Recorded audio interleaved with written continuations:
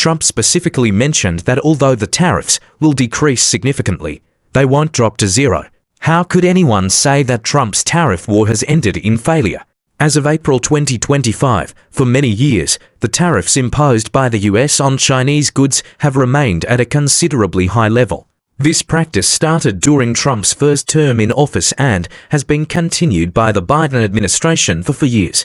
According to data provided by the Office of the United States Trade Representative and some independent institutions, currently, the average tariff rate that the US imposes on Chinese goods ranges from about 19% to 21%. This level is much higher than that of most other US trading partners. For other countries with trade relations with the US, their average tariff rate is around 2% to 4%. Clearly, there is a substantial gap. What kind of Chinese goods are subject to the highest tariffs in the US? Steel and aluminum products are subject to a 25% tariff, followed by mechanical equipment, electrical components, and IT products, with tariffs ranging from approximately 15% to 25%. For some specific goods on the US Section 301 list, the highest additional tariff can also reach 25%.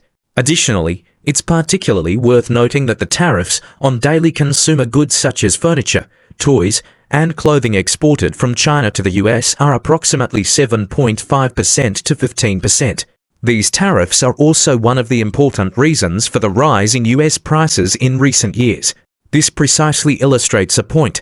The tariffs that Trump imposed on China are actually borne by American consumers. Therefore, even if Trump doesn't impose additional tariffs on China, the tariffs on Chinese goods exported to the US won't be zero. In other words, as Trump put it, the tariffs won't be zero, and it's possible that during his current term, no more additional tariffs will be imposed, but they won't reach zero either. I hope I've made this clear, although it might be a bit convoluted.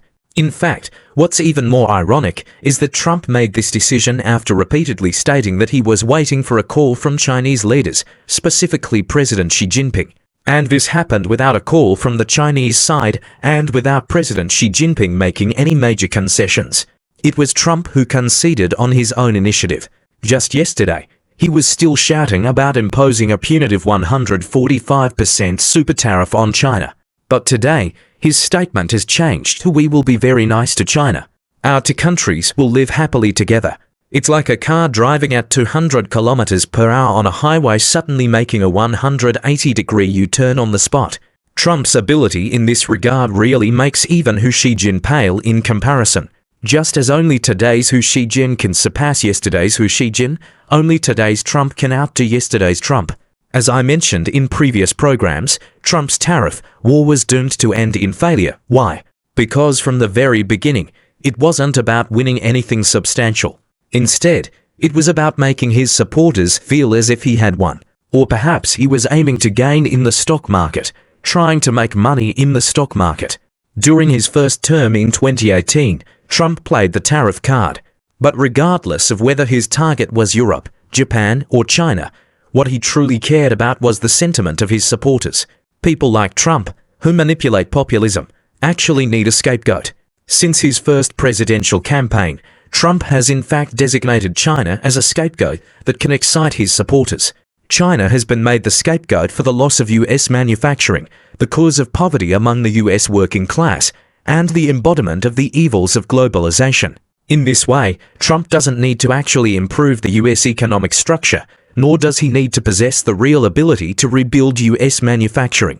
All he has to do is shout a few times about sanctioning China, and he can get the votes he wants.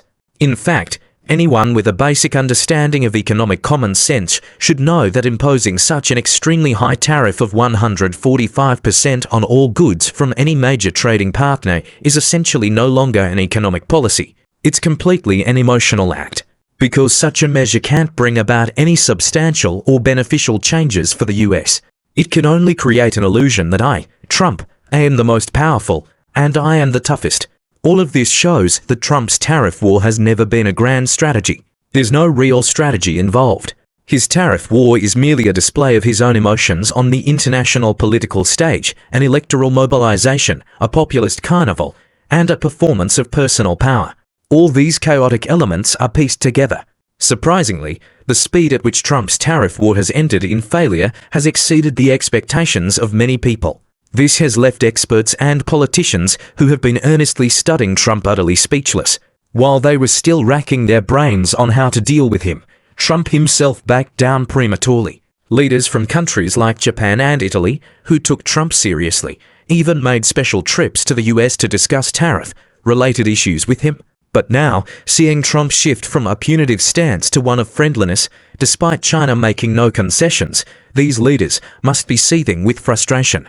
Some say either Trump's tariff policies or classical economics is bound to fail. It now appears that classical economics might not be the one on the losing end. In fact, Trump isn't oblivious to the harm his tariff war can cause to the US economy. Many have warned him, and the logic is straightforward enough that he surely understands. His team has even prepared excuses in advance, telling the American people that while Trump's policies may bring short-term pain, brighter days lie ahead. It's like the saying, it'll be a bit uncomfortable, but just bear with it. What's astonishing, though, is how quickly Trump caved in. But then again, that's Trump for you. He possesses unique ability. He can declare victory in any situation, even when he's clearly backing down. He had the audacity to announce devastating tariffs on Chinese goods, claim success in negotiations without any real results, and declare a great relationship with China despite China not budging. In our common parlance, this kind of behavior borders on shamelessness. By now, those around the world who've been studying Trump closely should understand one thing: his slogans aren't about diplomacy, policy, or strategy. Trump is nothing more than an unprincipled social media sensation, and this lies at the core of Trumpism. It lacks systematic goals and long-term structural reforms, focusing instead on immediate political stunts and short-lived media frenzies. He shows no concern for institutional reforms, industrial chain reconstruction, or economic upgrades. All he cares about is whether the media declares him the winner of the day. A country's foreign policy should be based on national interests, global positioning, and historical analysis. But under Trumpism, all of this has been reduced to his personal whims, electoral strategies, and the logic of a social media influencer. The fact that Trump has been able to thrive reveals the decay of the US political system and media environment. Today, the US Congress can't rein in the president's tariff policies, and the public's understanding of international affairs has been replaced by extreme rhetoric. Analytical media outlets are being pushed to the margins as the American public increasingly favors confrontational language. Trump's proposed 145% tariff isn't the result of careful deliberation by the US government. It's simply a means for an unashamed social media savvy politician to manipulate his followers' emotions. When a US president turns international relations into a personal show and uses national resources to stoke public sentiment, the consequences for the US will be dire.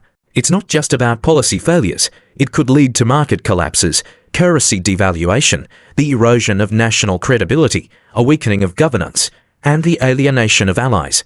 The most intriguing part is that despite having the lowest approval rating among presidents 3 months into their term, Trump still has 45% support, which translates to about 100 million Americans backing him. He simultaneously accuses China of currency manipulation and stealing US industries while also claiming a great relationship with China. Somehow, he and his supporters manage to reconcile these contradictory statements. I'm in awe of their ability to do so, and I must say, compared to Xi Jinping, Trump's supporters are even more adept at mental gymnastics. That's all for today. Thank you for watching.